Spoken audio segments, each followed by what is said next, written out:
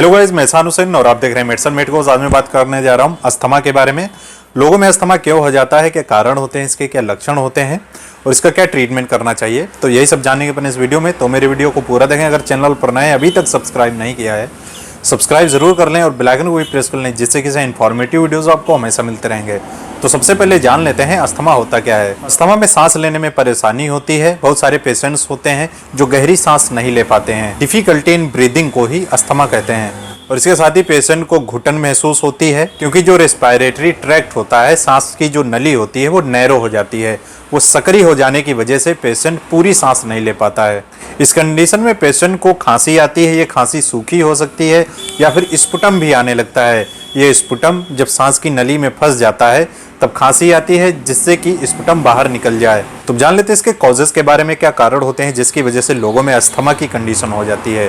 दोस्तों, जैसा कि मैंने बताया, रेस्पिरेटरी ट्रैक्ट जो होता है वो नैरो हो जाता है, यानी कि जो सांस की नली होती है वो सकरी हो जाती है, जिसकी वजह से पेशेंट पूरी तरह से गहरी सांस नहीं ले पाता है और उसकी सांस फूलने लगती है। ब्रोंकियल ट्यूब्स में म्यूकस जमा हो जाता है, जिसकी वजह से भी सांस पेशेंट नहीं ले पाता है। या फिर जो ब्रोंकियल ट्यूब होती है उसके अंदर जो म्यूकस मेम्ब्रेन होती है उसमें सूजन आ जाती है, स्वेलिंग आ जाती है, जिसकी वजह से भी पेशेंट को सांस लेने में प्रॉब्लम होती है और अस्थमा की कंडीशन हो जाती है। इसके अलावा और भी कारण हो सकते हैं, जैसे कि एलर्जी। बच्चों में एलर्जी कारण होता है, जिसकी वजह से बच्चों में सांस फूलने लगती है। या फिर पोल्यूशन, जो लोग ऐसे इन्वायरमेंट में रहते हैं जहाँ पे पोल्यूशन ज़्यादा है, जहाँ पे एयर की जो क्वालिटी है बहुत ही ख़राब है, तो इस कंडीशन में भी सांस फूलने लगती है।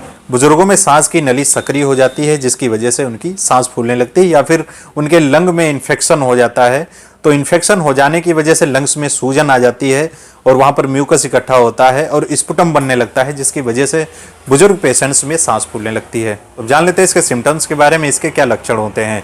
दोस्तों, जैसा कि मैंने बताया, जिन पेशेंट्स को अस्थमा की कंडीशन होती है वो पूरी सांस गहरी नहीं ले पाते हैं।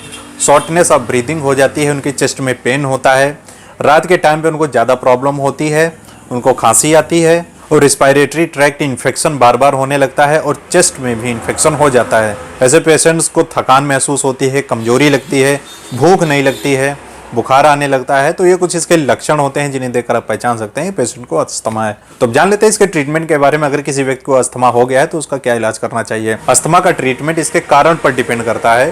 पहले कारण पता किया जाता है, क्या कॉजेज हैं जिसकी वजह से लोगों में अस्थमा हो रहा है। कारण का पता लगाकर ही इसका इलाज करना चाहिए। बच्चों में एलर्जी की वजह से अस्थमा की कंडीशन हो जाती है।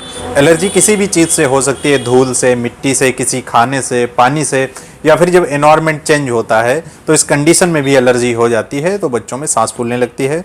तो इस कंडीशन में मोंटेलुकास्ट और लिवोसिट्रजिन कॉम्बिनेशन में एक मेडिसिन आती है। ये एंटी हिस्टामाइन और एंटी एलर्जिक मेडिसिन होती है।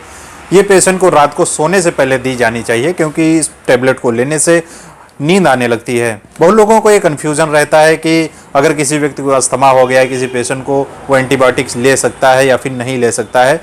दोस्तों, ऐसे पेशेंट्स को एंटीबायोटिक जरूर देनी चाहिए, क्योंकि इन्फेक्शन हो जाने की वजह से भी सांस फूलने लगती है। एंटीबायोटिक्स कई सारी आती हैं जो चेस्ट में अच्छा वर्क करती हैं, जैसे कि अमोक्सिसिलिन, पोटेशियम क्लोविनेट आती है, जैसे कि मॉक्सिकाइन सीवी आती है, या पेशेंट को दे सकते हैं सुबह शाम। या फिर एजिथ्रोमाइसिन 500 mg की एक टेबलेट दिन में एक बार दे सकते हैं। और इसके साथ ही ब्रोंकोडायलेटर्स मेडिसिन पेशेंट को दी जाती हैं, जैसे कि लिवोसाल्बुटामॉल, साल्बुटामॉल। ये ब्रोंकोडायलेटर्स होते हैं। जो सांस की नली नैरो हो जाती है, पतली हो जाती है, तो वो सांस की नली को चौड़ा कर देती हैं ये मेडिसिन, और पेशेंट को सांस लेने में आसानी होने लगती है। और इसके साथ ही सिम्टोमेटिक ट्रीटमेंट पेशेंट को देना चाहिए, जैसे कि अगर चेस्ट में पेन हो रहा है या फिर पूरी बॉडी में पेन हो रहा है तो पेन किलर दे सकते हैं, जैसे कि एसाइक्लोफेनेक, पैरासीटामोल की कॉम्बिनेशन में मेडिसिन आती है, वो दे सकते हैं। जैसे कि जीरोडॉल एसपी आती है, ये भी दे सकते हैं। या फिर फ्लेक्सॉन एमआर दे सकते हैं। अगर फीवर आ रहा है तो पैरासीटामोल पेशेंट को ज़रूरत पड़ने पर या फिर सुबह शाम देनी चाहिए। ऐसे पेशेंट्स को तला भुना मिर्च मसाले वाली चीज़ें नहीं खानी चाहिए और सर्दी वाली चीज़ें बिल्कुल नहीं खानी चाहिए। अगर वो कोल्ड चीज़ें लेते हैं, जैसे कोल्ड ड्रिंक ले लेते हैं या फिर और भी कई तरह की ठंडी चीज़ें होती हैं, इन चीज़ों का सेवन नहीं करना चाहिए, इससे प्रॉब्लम बढ़ सकती है। इसके साथ ही पेशेंट को रेगुलर एक्सरसाइज कर सकता है, प्राणायाम कर सकता है, योगा कर सकता है, जिससे कि अस्थमा की प्रॉब्लम से निजात मिल सकता है। दोस्तों, इसके इन्वेस्टिगेशन के लिए डॉक्टर कुछ टेस्ट भी कराते हैं, जैसे कि ब्लड टेस्ट करा सकते हैं, जिससे कि एलर्जी पता की जाती है, किस तरह की पेशेंट को एलर्जी है। चेस्ट का एक्सरे कराया जाता है, जिससे कि चेस्ट में इन्फेक्शन का पता चलता है, लंग्स में इन्फेक्शन तो नहीं हो गया है। दोस्तों, आज के लिए इतना ही। आपको समझ में आया होगा अस्थमा क्या होता है, क्या कारण होते हैं इसके, क्या लक्षण होते हैं और इसका क्या ट्रीटमेंट होता है। अगर आप इसके बारे में डिटेल में जानकारी चाहते हैं या फिर आप किसी और बीमारी के बारे में जानना चाहते हैं, किसी मेडिसिन के बारे में डिटेल में जानकारी चाहते हैं, तो आप कमेंट करके बता सकते हैं, इंस्टाग्राम पे मुझे फॉलो कर सकते हैं और मैसेज कर सकते हैं। आई होप दोस्तों आपको ये वीडियो पसंद आएगा, तो इस वीडियो को लाइक करें। अगर चैनल पर नए हैं, अभी तक सब्सक्राइब नहीं किया, इसको सब्सक्राइब जरूर कर लें और बेल आइकन को भी प्रेस कर लें, जिससे कि ऐसे इन्फॉर्मेटिव वीडियोज़ आपको हमेशा मिलते रहेंगे।